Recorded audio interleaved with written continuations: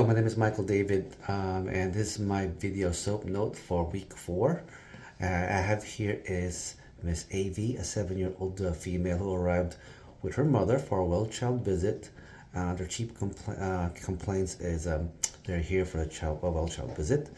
HPI is that AV is a 7-year-old female of Asian descent, presented to the clinic for a well-child checkup.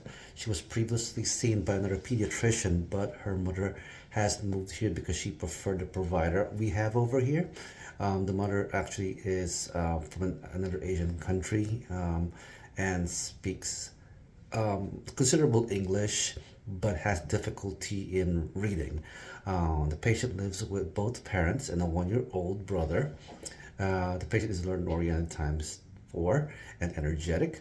She's going to be in the first grade this school year, and she enjoys playing soccer. The patient's mother has reported that her child has no concerns of note, but she did notice that her daughter has been having some itching in her private parts, but it hardly bothers her. Past medical history, there's none of note, no surgical histories. She has no known allergies. She's currently not taking any medications at home. Family history, her father has no known medical history. His mother has a history of hypertension and also is a smoker. His 1-year-old brother has no history mentioned. His immunizations are up to date for her age, which also includes HPV, influenza, the meningococcal vaccine, Tdap, and TD. Her diet consists of mostly a balanced diet, with an Asian twist, but she's starting to prefer outdoor foods more, like burgers and stuff like that. And also recently she has regressed back into drinking milk from a bottle. The mother said it's because it's due to her seeing her brother do the same thing. She lives with the parents and 1-year-old brother, as I mentioned earlier. She's in grade school. She involves in soccer. She sleeps more than 8 hours with no problems. She has no problems with elimination or urination. She uses a car booster and always wears a seatbelt. At the moment, there are no weapons present at their home. She's not exposed to smoke indoors because the mother actually goes out of the house if she feels like smoking. There are no pets, and her home has smoke detectors as well. Review of systems.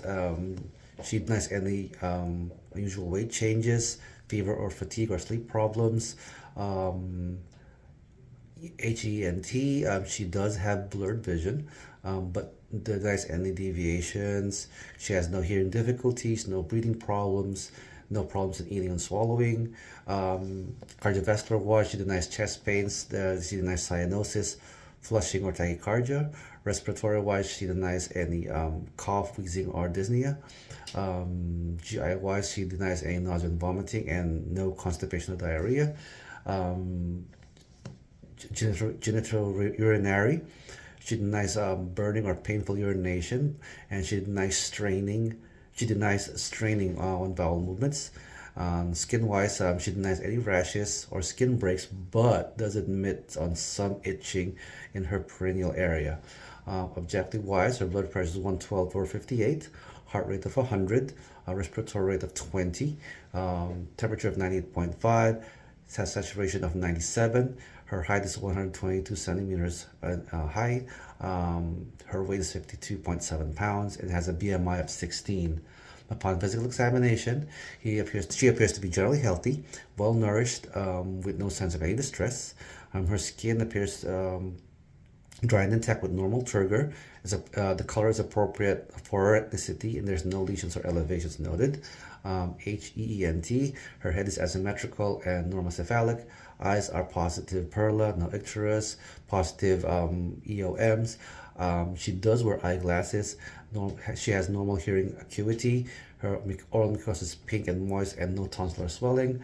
Her neck has no swelling, no edema, no lymphadenopathy with full ROM. Lungs, no dyspnea, wheezing, cough, or tachypnea upon auscultation. There's bilateral chest expansion. Her heart rate is regular, along with the rhythm.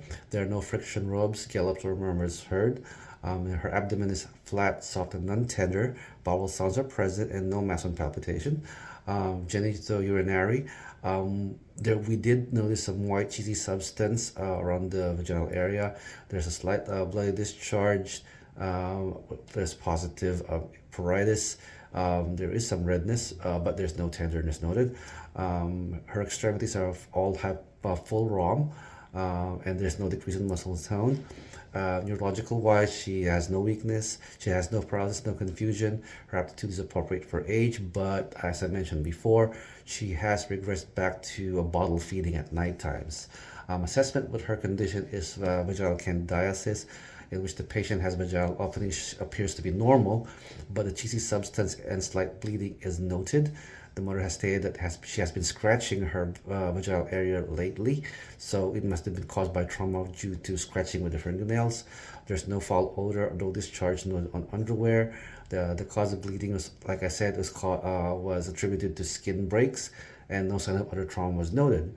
Second diagnosis is vulvovaginitis, but the vaginal area has no erythema. There's no discharge of underwear has been reported by the mother. And my final differential diagnosis is urinary tract infection, but the patient has no complaints of burning or while urinating, and the patient is febrile, and her urinalysis results were normal. So the final diagnosis is candidiasis or yeast. So our plans are to educate the mother and the patient of proper female hygiene.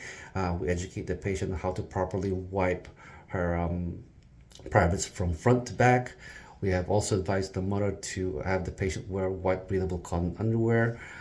We advise the mother to avoid having the child use pre-scented wipes. We also advise the mother to have the patient sleep with loose-fitting pajamas or with no underwear.